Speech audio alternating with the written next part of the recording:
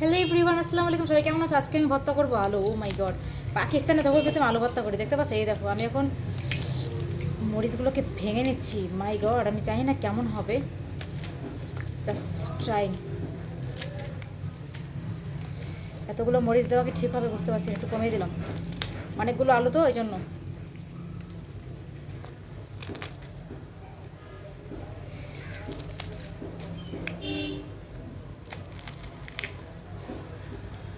Wow, এখানে লবণ দেওয়া আছে, একটু সুন্দর করে এটা করে নি। ও মাই গড, আজকে আমার হাতে কী হবে বুঝতে পারছি না। এটার মধ্যে আগে থেকে ঘি দেওয়া আছে, তাই জন্য আর এক্সট্রা করে ঘি দিব না, এটা ঘি দিয়ে ভেজে নিয়েছিলাম। পাকিস্তানের আমার পরিবারে আসলে আলু ভর্তাটা এত বেশি পছন্দ করে, বিশেষ করে আমার হাজব্যান্ড খুব বেশি আলু ভর্তা পছন্দ করে, মানে ওর এত ফেভারিট। আলু ভর্তা হলেই মানে ও 3-4টা রুটি খেয়ে নিতে পারে। আর আলু ভর্তা তো আসলে ও তো রুটি দিয়েই খায়, ভাত খায় না। এই যে মরিচটাকে সুন্দর করে মেখে নিলাম।